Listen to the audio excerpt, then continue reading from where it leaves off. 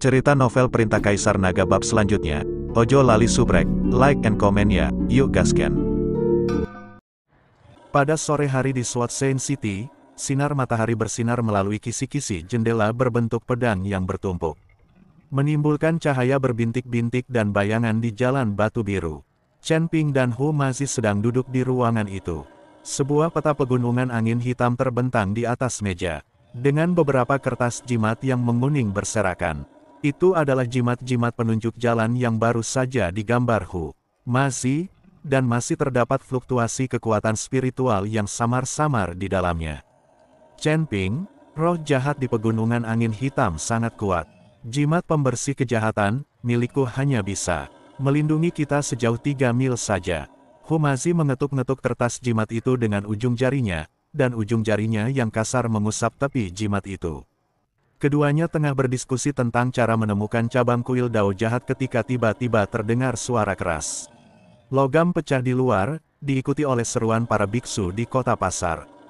Hu tiba-tiba berdiri dan menjejalkan kertas jimat ke dalam pelukannya. Sialan, apa akan ada kehebohan lagi? Chen Ping sudah bergegas keluar ruangan dan melihat 5 sosok berbaju zirah perak datang dengan pedang terbang. Sang pemimpin mengenakan jubah emas bersulam motif binatang buas, dan tanda berbentuk pedang di antara alisnya. Bersinar terang di bawah sinar matahari, lah adalah kepala istana ke-6 kuil. Keempat pengawal di belakangnya masing-masing memegang tombak panjang berkekuatan spiritual emas yang mengalir di ujungnya. Mereka jelas merupakan pengawal sirah emas, elit kuil. Chen Ping, akhirnya aku menemukanmu. Suara master istana ke-6 bagaikan guntur yang menggelegar, kekuatan spiritual dan gelombang suara menghantam lengkungan penginapan. Dengan suara, krek lengkungan batu biru itu hancur berkeping-keping.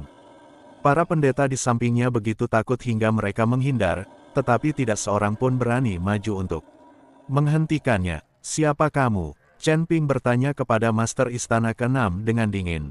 Kuil, penguasa aula ke-6. Begitu dia selesai berbicara, biksu di sebelahnya bersembunyi lebih jauh. Semua orang tahu bahwa kuil ini adalah kekuatan yang kuat di antara para dewa, dan para dewa ini semuanya adalah orang-orang sombong yang akan bertarung jika ada perselisihan sekecil apapun. Itu bajingan kuil. Hu meraung marah, dan dengan lambaian kertas jimat di tangannya, 3 jimat kuning langsung berubah menjadi 3 burung gagak api, mengepakkan sayap mereka dan menyerbu ke arah master istana ke-6. Chen Ping, aku di sini untuk menemuinya. Tuan Hu, jangan main-main dengan kekuatanmu. Sebelum Chen Ping selesai berbicara, Hu sudah bergerak. Master istana ke-6 mencibir, dan tangan kanannya berubah menjadi cakar.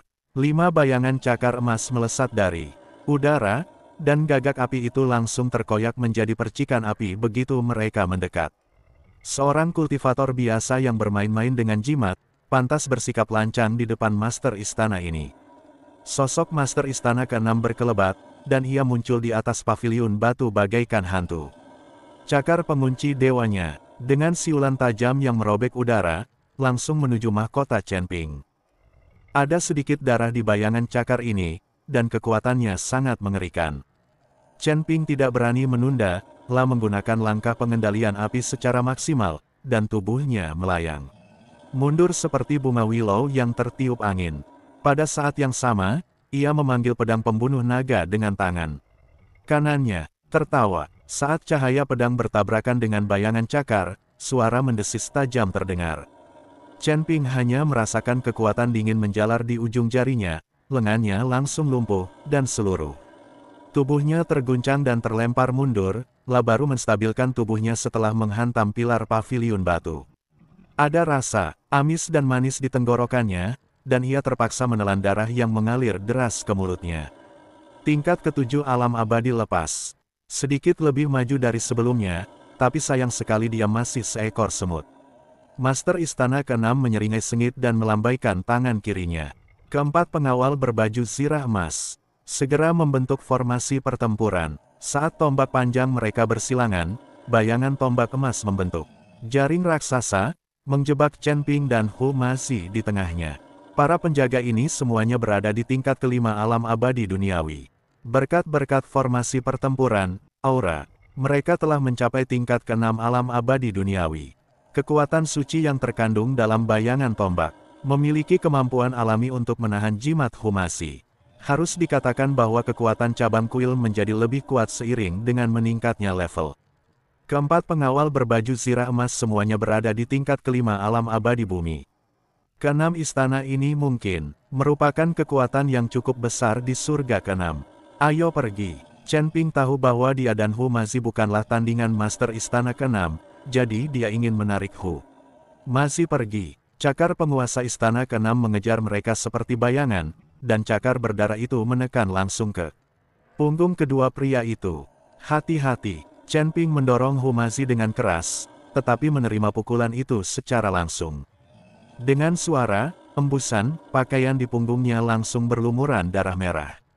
Di dalam 5 luka yang cukup dalam hingga tulang-tulangnya terlihat, roh jahat hitam terus-menerus menggerogoti daging dan darahnya. Chen Ping, mata Humasi memerah, dan ia segera membentuk segel dengan tangannya. Puluhan jimat berterbangan di depannya. Beberapa berubah menjadi dinding tanah, beberapa berubah menjadi kerucut es, dan beberapa berubah menjadi tanaman. Merambat, untuk sesaat, ia berhasil menghentikan serangan penguasa istana ke-6 dan pengawal zirah emas. Namun, ia hanyalah seorang dewa bumi tingkat 1, dan kekuatan reinkarnasinya belum sepenuhnya pulih. Energi spiritualnya sangat terkuras, dan tak lama kemudian ia kehabisan napas, dengan butiran keringat seukuran kacang mengucur. Dari dahinya, master istana ke-6 mencibir, dan bayangan cakar itu tiba-tiba bergerak lebih cepat. Saat sulur-sulur itu terkoyak, salah satu cakarnya menamparkan dada Humasi. Humasi terpukul keras dan memuntahkan seteguk darah, terpental mundur dan jatuh di samping Chen Ping. Kertas jimat di tangannya berserakan di tanah. Sekarang, siapa yang bisa menyelamatkanmu? Master istana ke-6 melangkah mendekat, dan tekanan dari level ke-8 alam abadi duniawi melonjak bagai air pasang, membuat Chen Ping dan Humasi nyaris tak bisa bernapas. Di saat kritis ini, terdengar teriakan keras dari sudut jalan, "Dari mana kau datang, bajingan? Jangan sakiti dermawanku." Saya melihat Nan Batian memegang kapak besi hitam yang berat dan menerjang ke arah saya dengan kapak terbangnya. Kapak itu diselimuti oleh kekuatan spiritual berwarna merah. Mengikuti dari dekat adalah Acui, memegang belati bertatahkan safir, dengan rune samar yang mengalir di belatinya. Itu adalah belati pemecah mantra, yang dibuat secara rahasia oleh gedung informasi, yang dirancang khusus untuk mematahkan kekuatan spiritual pelindung para biksu. Nan Batian, Humasi terkejut sekaligus gembira, lalu berjuang untuk bangun. Saya adalah kepala istana ke-6 kuil. Jika Anda tidak terlibat, silakan keluar dari sini. Jika tidak, jangan salahkan saya, karena bersikap kasar. Melihat Nan Batian dan Acui datang, Master Istana ke-6 takut hal itu akan memengaruhi kemampuannya untuk membunuh Chen Ping, jadi dia keluar dari kuil untuk mengancam mereka. Master Istana ke-6 bukan apa-apa. Jika dia berani menyentuh Tuan Chen, tak seorang pun, bahkan Dewa Langit, bisa menghentikannya. Setelah Nan Batian selesai berbicara, dia mengayunkan kapak berat di tangannya ke arah Master Istana ke-6 dengan kekuatan yang luar biasa, dan angin dari kapak itu meniup kerikil di tanah ke udara. Kuilmu bertindak gegabah di surga ke-5. Apa kau pikir kami, para kultivator independen, mudah diganggu? Kini setelah simpul hatinya terlepas, kekuatan spiritualnya mengalir lebih lancar dari sebelumnya. Meskipun ia baru berada di puncak tingkat ke-7 alam abadi duniawi, dengan keberaniannya, ia mampu melesat dengan kekuatan tingkat ke-8 alam abadi duniawi. Seorang sampah dari peringkat ke-7 alam abadi duniawi berani ikut campur dalam urusan kuil.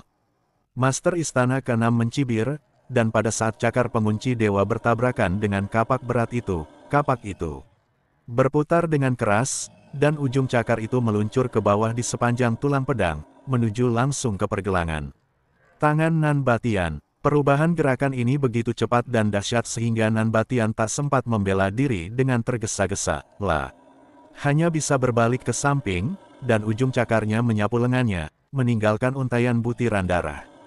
"Saudara Batian," Cui berteriak, dan belati pemecah sihir di tangannya berubah menjadi cahaya biru dan menusuk tepat ke tulang rusuk.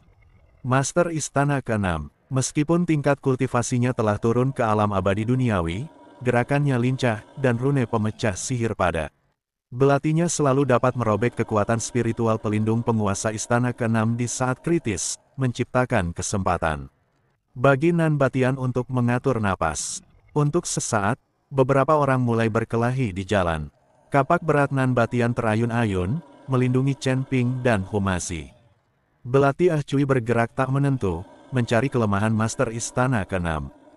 Chen Ping dan Humasi memanfaatkan kesempatan itu untuk mengatur pernafasan mereka dan sesekali melancarkan serangan diam-diam. Namun, penguasa Istana ke-6 terlalu kuat.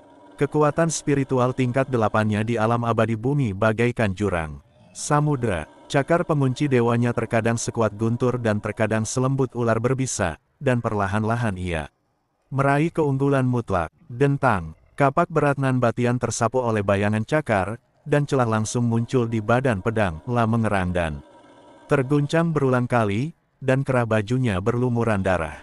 Melihat hal itu, Ah Cui pun bergegas untuk melindunginya, namun penguasa Istana ke-6 memanfaatkan kelemahannya dan menendang perutnya, menyebabkan dia tersandung dan jatuh ke pelukan Nanbatian. Dua sampah, beraninya kau menghalangi jalanku. Master Istana ke-6 menyeringai ganas, berbalik dan menerkam Chen Ping lagi. Hari ini aku akan memberitahumu konsekuensi memprovokasi kuil. Secercah tekad melintas di mata Chen Ping.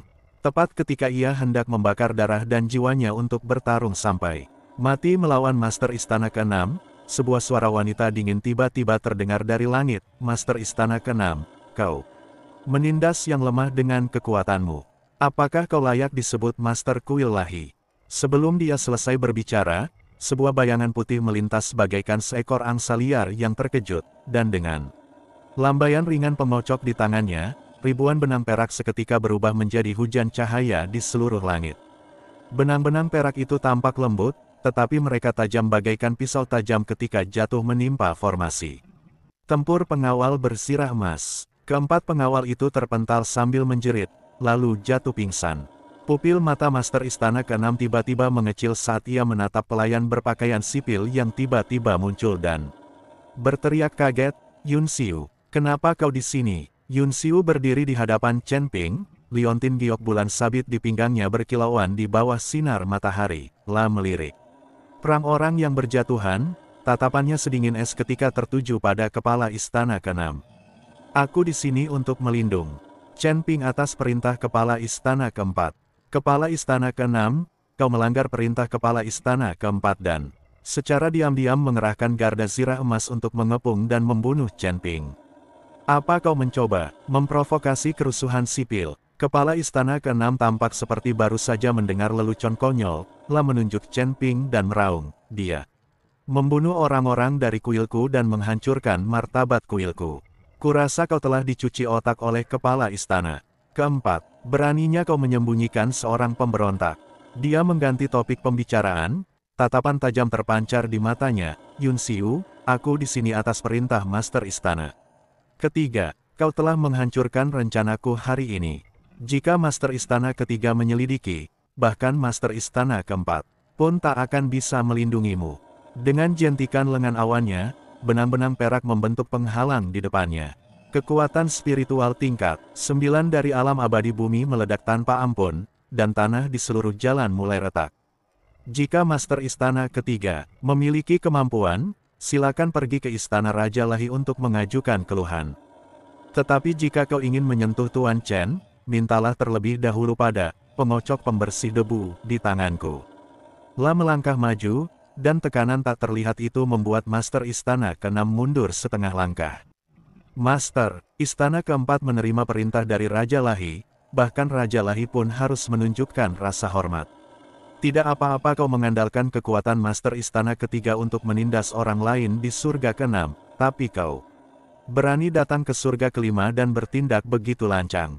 Apa kau benar-benar berpikir tidak ada seorang pun di Istana ke-4? Wajah Master Istana ke-6 memucat dan membiru, lah bisa merasakan bahwa kekuatan spiritual Yun Xiu bahkan lebih tak terduga daripada yang dikabarkan.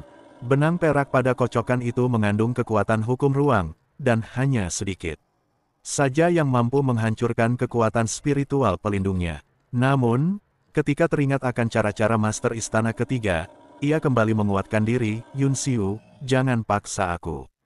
Jika aku melepaskan Chen Ping hari ini, Master Istana Ketiga tidak akan pernah melepaskanku.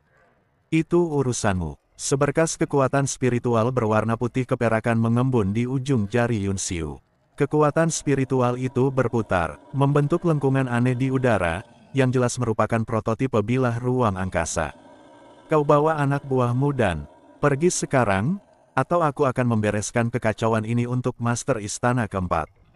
Kau pilih salah satu. Master Istana Keenam menatap mata Yun Xiu yang penuh dengan niat membunuh, lalu menatap Chen Ping yang sedang dibantu Nan Batian, dan akhirnya menggertakkan giginya dan berkata, baiklah. Aku akan memberikan wajah Master Istana Keempat hari ini. La meraung ke arah penjaga berbaju zirah emas yang tak sadarkan diri, sampah. Cepat pergi. Setelah itu, ia memelototi Chen Ping dengan penuh kebencian, berbalik, dan memimpin anak buahnya terbang menuju langit dengan panik. Baru setelah aura Master Istana Keenam benar-benar lenyap, Yun Xiu menyimpan kekuatan spiritualnya dan mengeluarkan 4 botol giok dari tas penyimpanannya, lalu menyerahkannya kepada Nan Batian. Ini, bubuk pengental roh, dan salep ji. Seng, gunakan untuk menyembuhkan luka mereka dulu. Nan Batian mengambil botol giok itu dan menatapnya dengan mata penuh rasa terima kasih Nona Yun Xiu. Karena telah menyelamatkan kami, kalau tidak, kami semua akan mati di sini hari ini.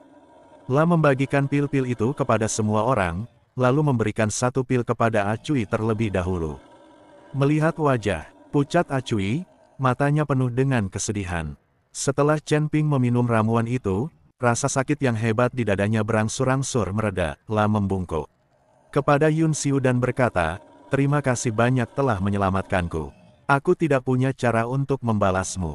Yun Xiu memperhatikannya membalut lukanya dan perlahan berkata, Kepala Istana Keempat meminta saya untuk memberitahu Tuan Chen bahwa kuil tidak memiliki kebencian yang mendalam terhadap Anda. Saya harap Anda akan memaafkan para kepala istana sebelumnya atas segala pelanggaran yang mungkin telah mereka lakukan. Jika kau bersedia berdamai, 4 istana bersedia beraliansi denganmu. Apapun masalah yang kau hadapi di masa depan, 4 istana akan sepenuhnya membantumu.